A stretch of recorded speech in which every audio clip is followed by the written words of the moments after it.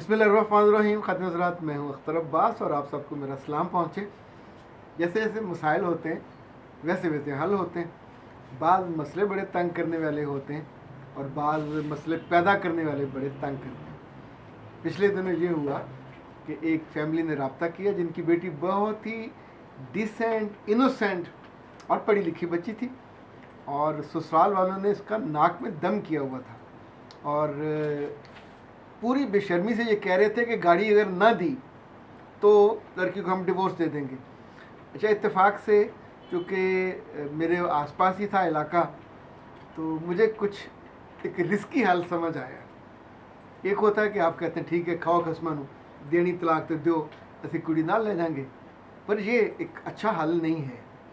अच्छा, कहीं मिन्नत तरले का हल होता है, कहीं समझाने का, बुझाने का, पर उन साहब को जिनके बारे में ये मामला था, जिन्होंने ये बदतमीज़ी की थी, बदतहज़ीबी की थी, उनका यानी सोशल सेटअप बहुत अच्छा है, रिस्पेक्ट है उनकी।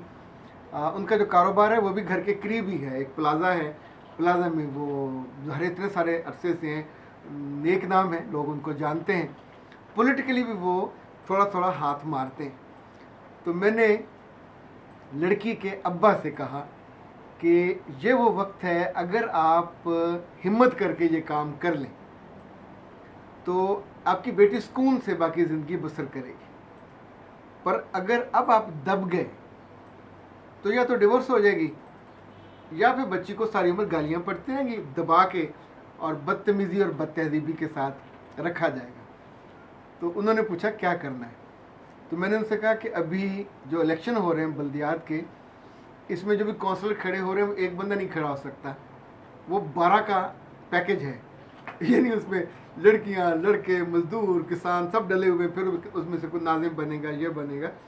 तो किसी एक पैकेज को, उसके सरबराह को पकड़ लीजिए और अपने ख़ानदान में से जितने आपके दोस्त अहबाब हैं जो शादी पे, वलीमे पे आए हुए थे, तो उन्होंने कहा कि वो तो 30-40 हो जाएंगे। तो उनको ओके, उनको बुलाइए चाय पे अपने घर और सबको बुला के चाय पिलाइए और फिर वहाँ से उठाइए और उन साहब के ऑफिस ले जाइए। और ऑफिस में बैठने की जगह नहीं होगी, आप लोग बैठेंगे नहीं, खड़े होंगे, और खड़े होंगे। अब बात कौन करेगा? जो सबसे ज़्यादा आप में से सियाना बात करने का, कि जी हम आपसे मुलाकात हुई थी वलीमे पे, शादी पे, आप तो बहुत ही डिसेंट आदमी हैं और आपकी यहाँ भी हमने लोगों से पूछा जगह जगह तो बड़ी इज्जत है, पर आपके घर से एक बहुत ही नामुनासिब मुतालबा हुआ है और आपको उस बात का इल्म नहीं है। आपकी जो सोसाइटी में बनी हुई इज्जत है, अगर ये बात बाहर निकलती है, फैलती है, तो आप सोचिए कितनी आपकी बेइज्जती होगी। देखिए, जिस बंदे ने सारी उम्र पैसा कमाया, इज्जत बनाई, नाम बनाया, प्लाजा बनाया, अब वो पॉलिटिक्स में जाने वाला है, उसके पास इतना पैसा है कि वो पॉलिटिक्स में काफ़ी दूर तक जाने का, वो इन्वेस्टर भी है, एक पार्टी पे पैसा इन्वेस्ट करता है।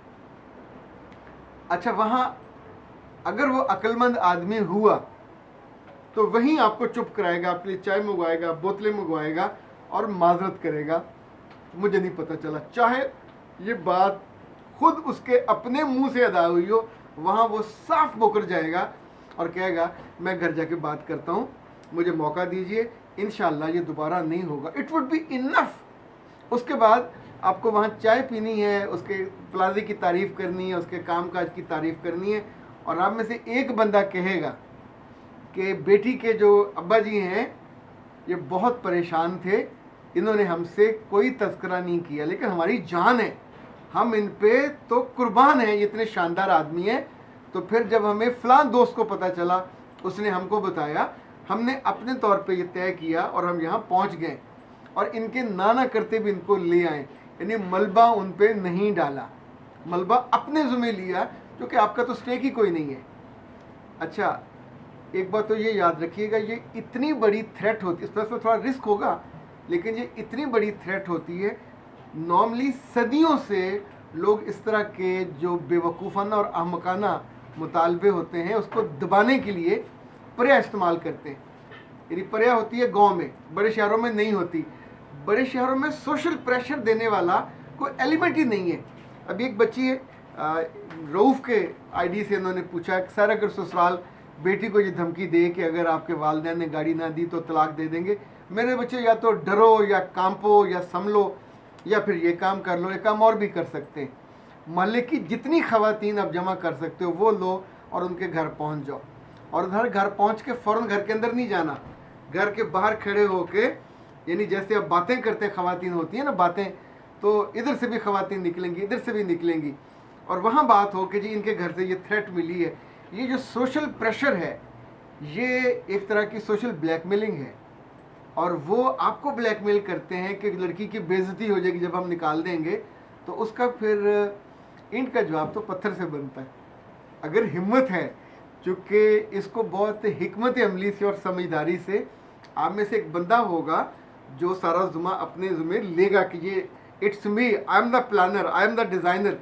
इसी तौर पे ख़वातीन में से हो सकता है, और दोनों काम इकट्ठे भी हो सकते हैं, अदरवाइज़ ये आपके साथ हो जाएगा।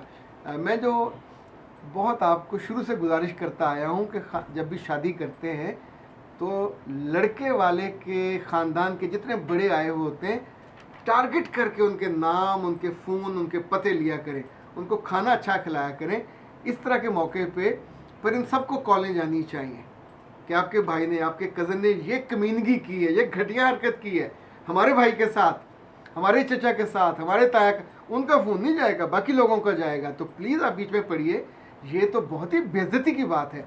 यानी हम लोगों ने तो आप जो उनके साथ आए थे देख के सोचा था कितना बड़ा ख़ानदान है, दिल वाले लोग होंगे, पर ये तो बहुत ही नामनासिब और घटिया बात है।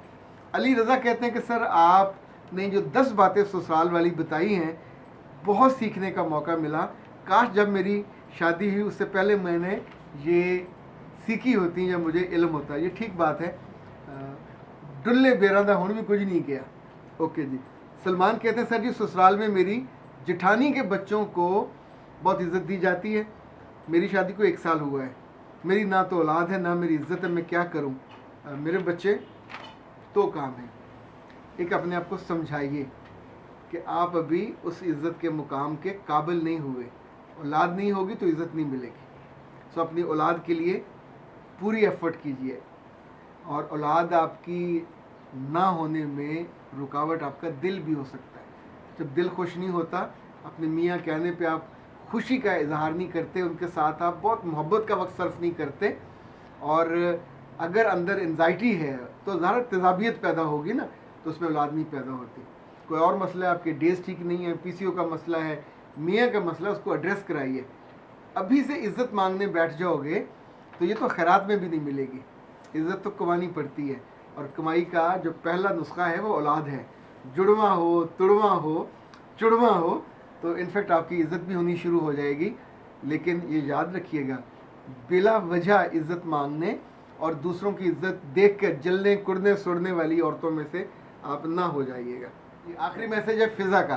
फ़िज़ा कहते सर जी मेरी नई नई शादी हुई है, मेरी सास ने मेरा नाक में दम किया हुआ है, मेरा शौहर मेरे पास कम, अपनी माँ के पास ज़्यादा रहता है, हमारी हर बात में माँ शामिल होती है, हनीमून की इजाज़त भी माँ से लेता है, मैं क्या करूँ? मेरे बच्चे आपका क्या ख्याल है, हनीमून की इजाज़त वो मोहल्ले वालों से ले या मस्जिद के इमाम साहब से ले? जिसकी माँ है तुम उसकी ज़िंदगी में अब गई हो, जुमा कितने अर्सा होगा, अभी थोड़ा सा वक्त हुआ, आपने वक्त नहीं लिखा, और जाते ही आप अपने मियाँ पे, उसके दिल पे, उसके घर पे कब्ज़ा करना चाहते हो, तो इसमें हमाकत है, अहमकाना सोच है ये। वो उसकी माँ का घर है, कल जब आप माँ बन जाओगे 20-25 साल बाद आपकी औलाद होगी, फिर ये मुकाम मर्तबा आपका होगा, आप छोड़ोगे नहीं उसको। अभी तो आप उसके दौरे इख्तियार में, दौरे इक़्तिदार में हो, उसकी इज़्ज़त करो, उसके दिल में जगह बनाओ, और ये मुकाबले में मत पड़ो। आपका कोई मुकाबला ही नहीं है, 100 का और 1 का भी नहीं है, हाथी और चूंटी का भी नहीं है। तो जब आप गलत मुकाबले में पड़ोगे तो हाथी के पाँव के नीचे मसले जाओगे। ये नई लड़कियों को पता नहीं क्यों समझ नहीं आती, जाते ही इज़्ज़त मांगना शुरू कर देती हैं। क्यों मिले इज़्ज़त? आपके रंग को, शक्ल को, कपड़ों को तो घर में मिल गई ना जी। अब वहाँ तो आपने इज़्ज़त कमानी है। एग्ज़ाम देते हैं तो रिज़ल्ट आता है, इंटरव्यू देते हैं तो उसमें पास होते हैं। अब यहाँ गए और रिश्ता बनाया है तो विन करो, और विन माँ पे एतराज़ करके या उसके मियाँ के बारे में सोच के हाय माँ को शामिल करता, क्यों ना करे, उसकी ज़ाती माँ है बाबा, उसको करेगा, उस घर में भी करेगा। आपने अपनी जगह बनानी है। ये बात आपको सख्त लगे तो अपने दिल का जायज़ा लीजिएगा, इसको फिर खैर नहीं पहुंचेगी। अगर आपको अपनी गलती का एहसास हो तो फिर शायद कोई बचत की सूरत निकल आए। अख्तर अब्बास को दीजिए इजाज़त। अस्सलाम वालेकुम।